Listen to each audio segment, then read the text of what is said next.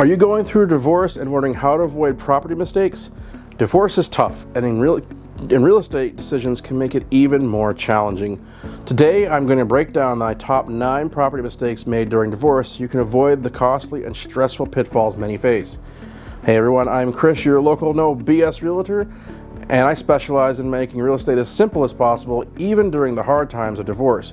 I am a certified real estate divorce specialist, and if you're new here, make sure that you subscribe for straightforward tips on buying, selling, and navigating real estate. And if you're going through a divorce and need help selling your home, you can call, text, email, or book an appointment with me directly on my calendar. My contact information is always in the description down below, so let's get to it. Number 1. Underestimating the costs associated with selling and repurchasing. One of the biggest mistakes is assuming that their assets will be evenly divided 50-50. In reality, you will only get your share of the net proceeds after considering repairs, agent commissions, closing costs, and your potential capital gains taxes. If you're selling while still technically married, you might be eligible for a significant tax break on capital gains of up to $500,000. Get a clear picture of all these upfront costs to avoid surprises and consult a tax advisor. Number 2, selling at the wrong time. Timing is crucial when selling during divorce. Market conditions can drastically affect the value of your home. Selling in a slower market or rushing into a sale because of the divorce can lead to a lower selling price. If possible, aim to sell when your market is stronger, as buyer confidence will be higher. Take your time to review the market trends and consult with a real estate expert who understands divorce situations. Number 3, mispricing the home due to time pressure.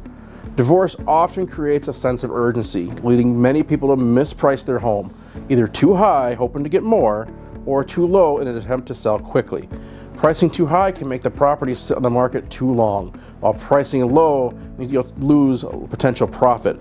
Work with an experienced agent to strike the right balance.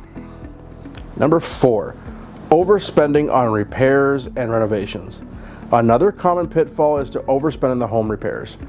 While some repairs or improvements are necessary, don't let one spouse pressure you into over-improving the home in the hopes of getting a higher selling price. Spending too much on unnecessary repairs can diminish your returns. Have a candid conversation with your real estate agent to understand which repairs are worth the investment. And we roll into number 5, failing to seek legal advice. It is critical to get legal advice before selling your property during a divorce. Even if you and your spouse have come to an agreement, the court can overturn this agreement if it's not properly documented. You need to ensure that your sale complies with local property division laws, which also can differ from state by state. Consulting with both a divorce attorney and a real estate attorney can help protect your own interests. Number 6, assuming you know ownership rights. Many divorcing couples assume that whatever is in their name will remain theirs. However, divorce courts can evaluate contributions to assets regardless of whose name is on the title. That means that you could be required to split other assets even if you technically own the property. Understanding that the legal framework of asset ownership and division in your local state is crucial.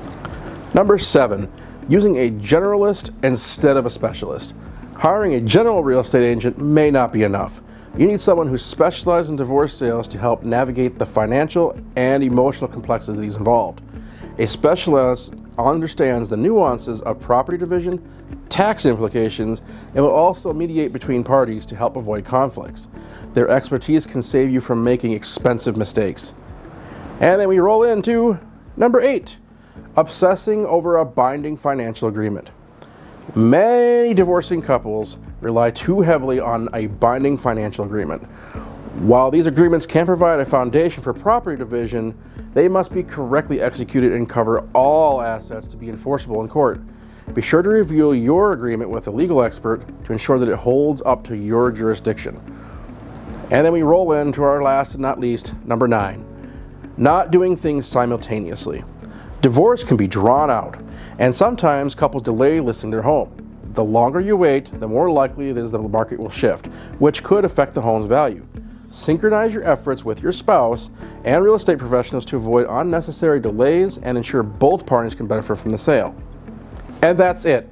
By avoiding these common mistakes, you can make the property side of your divorce a lot less painful. If you need help selling or buying during this difficult time, I'm here to guide you. Call, text, email, or book an appointment directly in my calendar. My contact information is always in the description down below. As always, stay positive, stay blessed, and I'll catch you in the next video.